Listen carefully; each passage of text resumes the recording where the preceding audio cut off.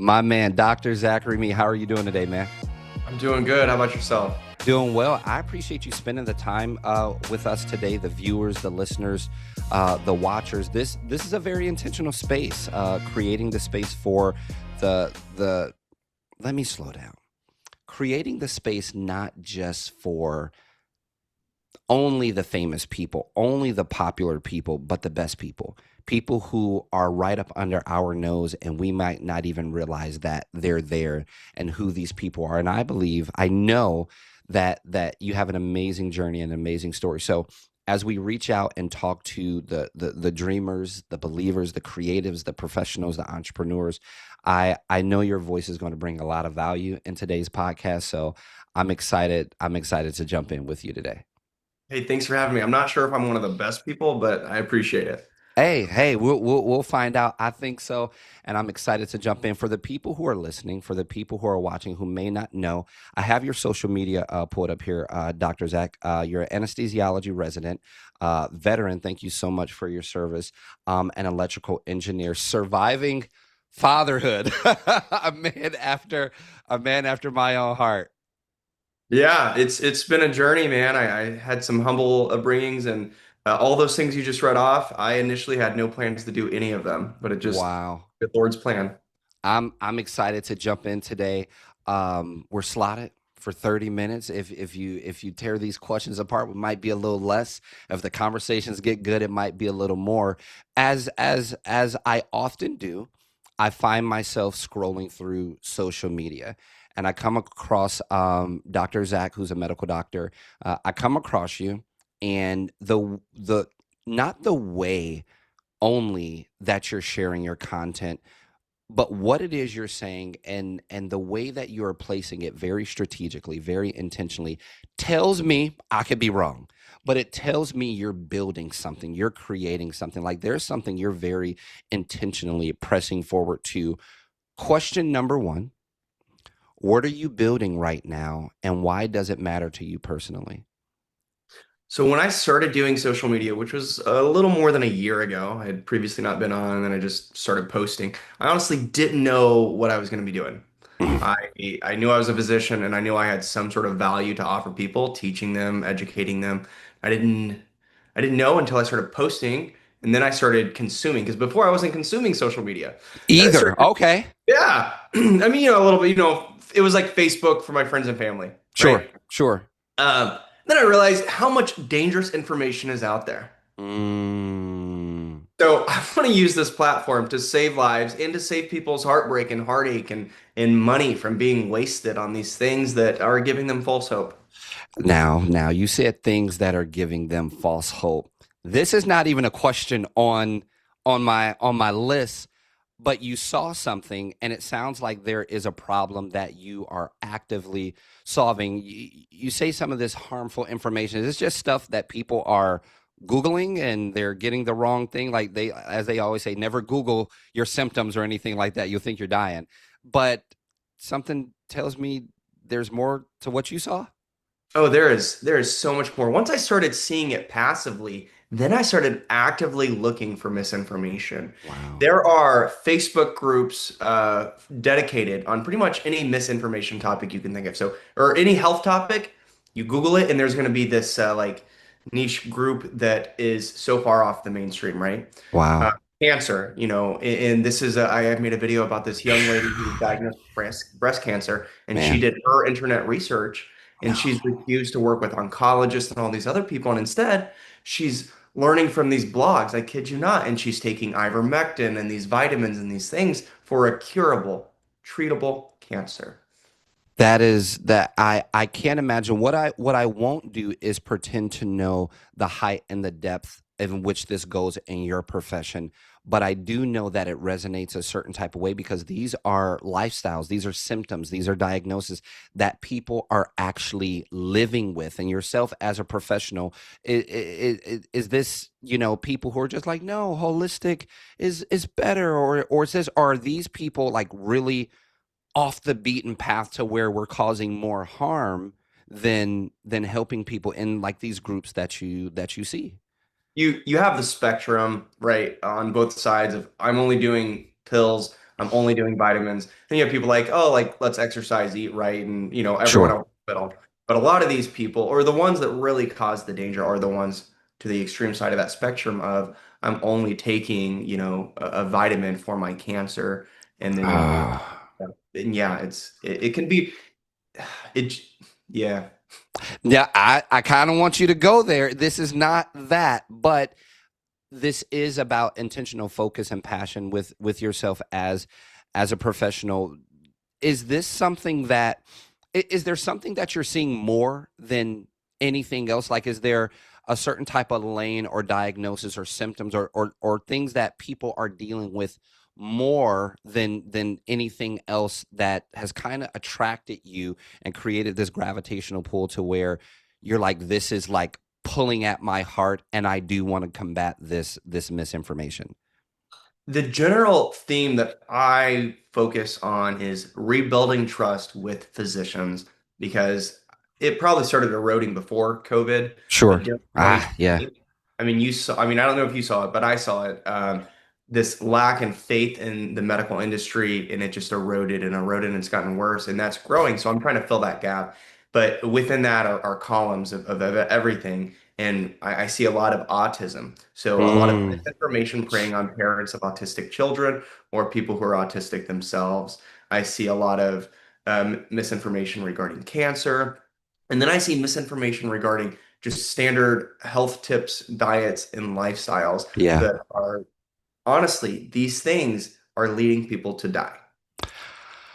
I'm not going to jump into it because your face and your voice is something that I would love to hear again and see and sit down with again. I think there are other episodes, other applications, other time for these type of conversations. But you said a word that really encouraged me because as a person who has had COVID multiple times, hearing the behind the curtain conversations and hearing these things, not to mention media and propaganda and things of that nature, you do start to, worry. You do start to become afraid and lose the trust. But you said a word that I didn't really hear as we were going through, even if it wasn't just COVID, but that really bad flu season, these things going around. You said a word and you said curable. And that speaks not just optimism, but that speaks commitment, that speaks education, that speaks proper and willing application to me in my mind and my heart that I'm sitting in front of a professional. I hope people are listening because Dr. Mead, I know that a lot of people do live with this distrust, with this fear. So I hope that the listeners and viewers are not just hearing you but listening to you, because I guarantee that there is someone who is living with something, and almost getting a little emotional uh, because I've seen it in my family. I can guarantee that there are people who are living with something that they don't have to live with. That, Absolutely. that's what I believe. You touched on it a little bit, which is a great segue into our second question. What decisions or shifts had the biggest impact on you getting to where you are today? No. So many. The first step comes with my grandmother introducing me to my faith, Sure. becoming a Christian, to believing in Jesus. That was the first foundational step because I was, in and out of foster care. My mom and dad, going through all Mm, the violence growing up. And so I learned a lot what not to do. But yeah. unfortunately, like my early days, I was like, oh yeah, I'm going to be just like my mom and dad, making all these Yeah. bad decisions. But Ah, then my faith radically changed my life. Christ yes. changed my life for the better. Yeah. And then that led me to joining the military. Mm, And each step along the way, I call them, there's this book called God Wink, right? yeah. And all these, it's basically a term to explain all these really small things that you think nothing else of, but they stack up all these coincidences to lead to greater change, right? And Yeah. they're along the way, they're God winks. There's God winking at you saying you're on the right path. I love it. I love Um, it. Kind of like the what was it? The kind of like the butterfly effect. But yeah, I believe more important than that is a faith. Actually believing in something. And you have transitioned many different professional backgrounds, many different lifestyles, and things of that nature. You're a family man, you're a professional, a man of faith. You served our country, and you are doing a very important body of work in the medical field, and your passion shows very clearly. Is there something? Don't let me put words in your mouth. If anything, is there something that people misunderstand most about your journey or the work that you do? I think when people see me as a white male physician, Hmm. they see someone who did, and I totally understand why, because most of my peers had parents who were doctors. They grew up with a vacation home in Hilton Head, and Yes. which I had to learn about all these terms and all these places, right? I Yeah. didn't know any of them, and they don't see someone who, didn't was digging in trash cans for food and like Talk just about like it, Doc. Get into it. you know. It was just it's just like once you're at this state, it's an invisible struggle. No one sees your past, so I think they don't see a lot of the scars, Ooh. right? Yeah. Yeah. No, you said something, and it's get me kind of get me, it's really roping me in. Yeah. um how you say a lot of people, their parents were doctors, two parent house home, this and that, and these things don't necessarily mean healthy and success, but more times than not it definitely can. But you said something about coming through, through foster care, not anything that we have to get into, but you mentioned these background and these and this lifestyle of, no, like there's a slang, there's a term like getting it out of the mud. What you're saying, Doc, is you got it out of the mud. Like this wasn't handed to you. Like you put forth effort and labor into this, and now here you are today. Yeah, I was the first generation to graduate from high school. My mom and my dad both dropped out. My dad dropped out in the sixth grade, and my mom dropped out in high school. First generation to graduate from college, and Mm, the first person in my entire family that I know of, even looking at my extended family, yeah. to go on to get a doctorate degree of any sort. And then, yeah, I mean, there were moments. I remember the in sixth grade when I first went into foster care. I was on a My mom was doing drugs and stuff. She's doing drugs, and my sister and brother were kind of taking care of me. I was the youngest one. Yeah. We were camping, and I think the police waited for this exact moment. But me and my sister and brother came home to get some like food for the camping supplies. We were just having a good time. It was a Yeah. Saturday, and we're sitting there, and then the police just bust through all of our doors, No. and they slam me to the ground, pointing a gun at me like I'm, an adult. I'm clearly like 12, 11, I don't know. And I'll just never forget that. Them running in, slamming me to the ground, slamming my brother to the ground, my family. We're all in handcuffs. And, Goodness. it was just, those moments just stick with you. And Yeah. that something that people don't see, but thanks to God, I'm better for it. That's who made me me. Man, I do want to give that the necessary time that it needs to breathe and acknowledge that uh, all core memories aren't good ones, aren't healthy ones, and it just shows that you never know someone's backstory. You never know, how someone got to where they are. So kind of while we're sitting on the outside, and looking in with whatever judgments or prejudgments we may have, you do not know. You mentioned it, looking at a white male physician. Well, he's just had it. You have no idea. You have no idea of his backstory, and I don't think that hard times are prejudice. They don't have any bias. It's going to land where it lands. Something hit me yesterday, Doc, and it said hard times don't have to be bad times. Hard times, whether it's the economy crashing, whether it is the society or politics or whatever, everyone goes through hard times, but these hard times don't have to be bad times. And it seems like in at least one moment or another that you were surrounded by the right people. You're like you say, your sister and brother taking care of you and finding your faith in God, and these things. We all are going to go through hard times. But these hard times don't have to be bad times. If you're surrounded by the right people, if not having the right type of mindset, if not having faith in God, having faith in what it is drives you in your mind and your heart, hard times don't have to be bad times. And it sounds like you have had hard and bad times, but you made sure that the hard times didn't always have to be a bad time, and you did something with it. So I want to make sure we give that the time and the recognition that it needs and it deserves, not just for you becoming the professional that you are today, but having the intentional drive and passion behind who you are and what you do to get here in spite of. You spoke on, I don't know if like somebody sent you my questions or whatever, but you're hitting it on it, or maybe we were digging into the past episodes. Who did you have to become for your goals, ideas, or visions to actually work? Who did I have to become for my goals, ideas, or visions to actually work? Um, I I had to. Oh, that's a good I question. got you, Doc. I got you. I told you. I told you. Not. I got you. I told you. Like I told you, I would set you up. I told you this would be really good. Let take your time with it. I think it comes down to those God winks. I think I had to become honestly a man of faith Yes. because without Christ, I would not have led. I would have been in jail just like my sister is right now. I would have been on Mm, probation, just like my family members. Without that, I know I would have.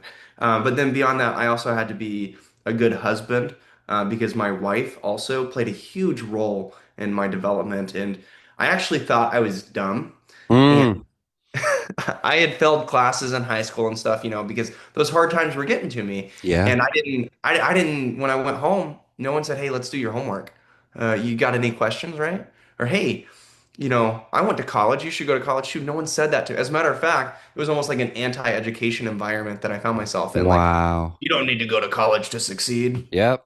So I thought I was dumb, and it took my wife and others to like, "Hey, you're not dumb. You didn't have anyone to encourage you." And my wife said, Yeah. "No, you're smart. Have you thought about being a doctor? You could do it." Man, shout out to the wife. Hello, not just have you thought about going to school and getting a great job or a good job or something. Have you thought about becoming a doctor? So whatever you guys have planned, give her a big hug from the Deaf Collective family I because think that you're giving her too much credit though. She had a second plan there, and that was early retirement for her. She wanted to be a doctor's wife. hey, well at least she balanced it out. She's like, hey, and if not that, but she swung for the fences. So that is good, man. I absolutely love that. There are many different paths. Like you said, your wife had a backup plan, but there are many different paths that life can push us in or encourage us or kind of take the win out of ourselves. Not a question on the list, but hey, you're killing it. What would you say to the person who is in their situation? They maybe need a God wink moment. They're guessing which way to go. Am I good enough? Should I do this? I'm in my hard time and it's becoming a bad time. All the isms, all of the things that we've shared today. What would you share or say to this person that is in their God winkless moment and they're looking for that next breakthrough or that next sign to say, nope, keep going? God, I've been there. I've been sitting in my bedroom thinking to myself, "No one loves me. There's nothing left to live for. Let's just end it now." I've been in that moment, Wow. and I've been at the bottom of the valley, and all you can see are hills all around you, and you're like, "How am I going to climb this? It's not worth it." But I promise you, I I promise you beyond a shadow of a doubt that there are people that love you. Yes. And there is no human that loves you. There is a Father in heaven that loves you. Talk your And talk. there is something worth living for. And if that's something, if you can't see it now, once you climb the hill, you're going to have the best view in the world to see it. And it is worth it. It's hard. It might even be bad, like you said at times. Yes. But anything that was, you know, hard was worth doing. And it's going to get better. Yeah. Whoever is listening and watching, I hope I hope you take that and run with it. I hope you apply it. It is not by happenstance that you are listening to these two random people in the world talking about exactly what it is we're talking about today. I hope you take Dr. Zachary Mead's words to heart, literally to your heart, to your soul, that there are moments out there. There are God wink moments out there that are looking to give you the sign, give you the hope, and give you the encouragement to keep going. Doctor, we arrive at our last question. We arrive at our last question. I can't thank you enough for sharing this space with us, from the Deaf Collective platform to the Deaf Talks podcast. You have been an absolute gift, and this last question is my favorite, curated by yours truly. You have the attention of the entire world. Every ear, every voice, every language, every eye can see you, hear you, and understand you. You have the attention of the entire world for 60 seconds. If you were in this scenario, what would you tell the world?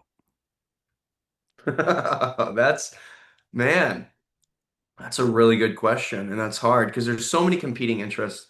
Obviously, there's my faith-based Yes, interest that like, oh, become a Christian, believe in Christ, and yes, forgive each other, forgive yourself, and follow him. yes, And then there's the tangible medical aspect, like go get a vaccine, please, and wash your yes. hands and take take good care of yourself, exercise, eat right, sleep, please. Um, Stop smoking. God. And then there's let's just be kind to everyone too. Hmm. I know I'm not answering your question because I'm answering it in three different ways, but it's my answer and that's what you're gonna get. Just be Yeah, kind. You yeah, never know what kind of battle someone else is facing, so yes, be kind to them. yeah. I would disagree with you, Doc. You did answer the question. You answered it in the way that it needed to be answered. You gave the answer that you were supposed to give. And a lot of times I think that we have a goal to not to answer people in the right way, air quotes. I think we have a goal to tell people what it is we think they want to hear or what we hope will serve them best. We might get to choose what we say, but we don't get to choose what we communicate. And what you said is going to land differently with different people. And that is why I would disagree with you, because I believe you answered that question beautifully, and it's going to land the way it needs to land with the different ears, with the different hearts. This song means this to that person, but same song means this to that person. This book means that to that person. You landed that perfectly. I can't say thank you enough. I will strategically and intentionally look for a reason or excuse to connect, collaborate with you somewhere in 2026 again. But thank you so much for your time. I don't say, how can we support? I say, how can we connect with you to make our lives better? Is there a book? Is there a community? Is there a consult? Is there something that we can do? Is there a website, your social media? How can we connect with you to make our lives better? Yeah, just come watch the good medical information I'm putting out on social media, Dr. Zack MD or Zachary Mead. If you search them on any of Yeah, the platforms, you should be able to find me. yeah. Thank you so much for your time. It's been a pleasure to have you on the Deaf Talks podcast from the Deaf Collective platform, and I hope to be able to do it again really soon. Hey, thanks for having me.